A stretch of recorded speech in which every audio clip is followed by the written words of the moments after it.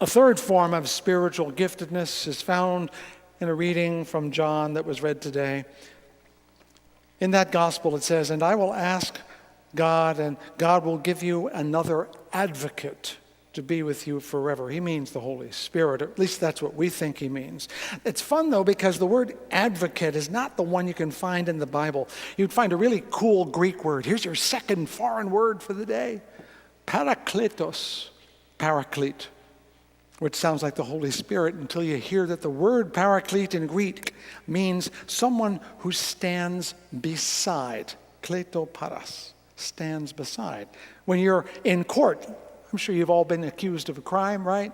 You've at least watched a drama on TV. There's the defendant, and who's standing next to that person but their advocate? Literally, in Spanish and in French, we refer to the defense counsel as the avocat, the abogado, one who stands beside. But this can take the form of just helping someone across the street.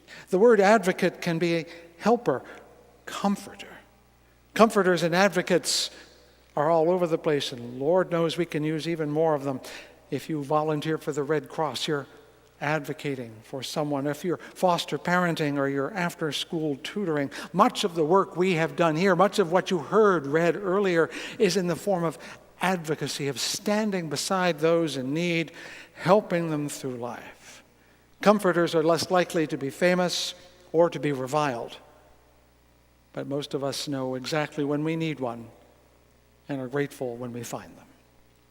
Now, did you recognize yourself in any of those models?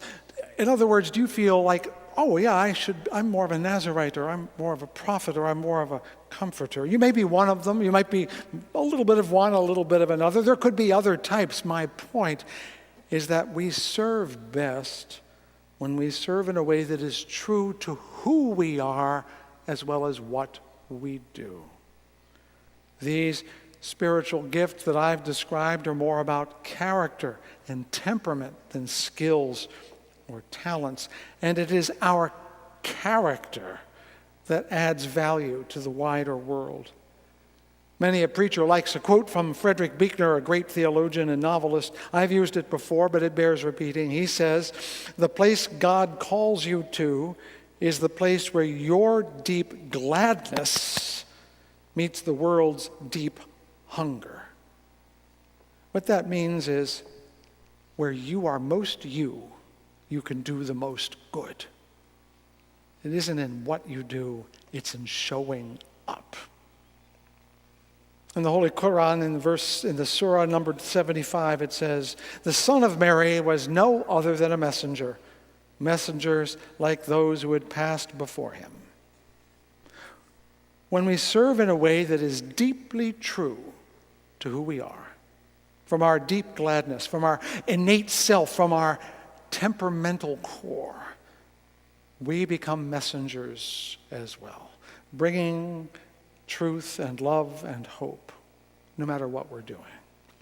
Whatever else Jesus was, for example, his life of deep integrity sent a message that animated dozens, if not hundreds, and ultimately millions. Whatever else Jesus was, his bothersome words of truth still nag at us the way they got him into very serious trouble. Whatever else he was, Jesus stood up for the forgotten as their advocate, healing them by being truly next door to them, putting his hands upon them.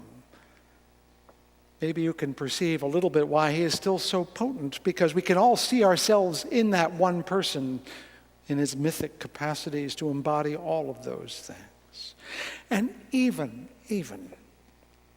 if we do not change the whole world the way he did and other great prophets did, when we give the world something of our deep gladness, of our truest self, the spirit that was in Jesus and Muhammad and all the great ones lives in you. Every week we say liberal religion believes that we all want to make a difference. For lots of people, this church, but any church really, is a place where we can do something that makes a difference. When we do this thing today with our banners and our scrolls and our numbers, we're noticing the good you did. Yeah, it's icing on the cake, but icing's nice. A lot of years ago, when someone asked me if I wanted to serve on a national committee, which one should I serve on? They asked, and I looked around and said, which one gets the most applause? I like to be appreciated too. We all need to be appreciated. Being noticed helps. So yeah, the work is good, but because we are mere humans, we like to know it matters. So whether you cooked or dug or fed or sewed or bought or sold or sang or played or greeted or baked, wow, I'm going to see if I can get more of this. Tell you what, Sarah, could you help me out? Come on up here. I just need you to hold something, that's all. Okay. Besides, this way I can get a little, we're just going to try to roll this out very gently. Now, what we have to do is unroll it. You keep unrolling. Baked, marched, walked, met, wrote, spoke, filed, sorted, made phone calls, wrote email, led meetings. Go on around. There we go. Attended meetings, took minutes, voted aye or voted nay, measured, sanded. Can you guys get this over these people's heads? It's going to be a challenge. I'll hold on to it. Keep taking it all the way out. Sanded, measured, painted, scrubbed, dusted, hauled, stored, wept, laughed, embraced. Whatever you did, however little or much you did it, you made a difference.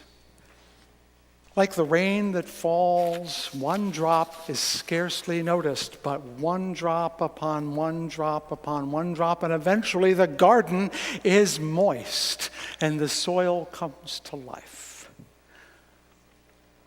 It's going further than I thought. Is it going to go past Eldon? I think so.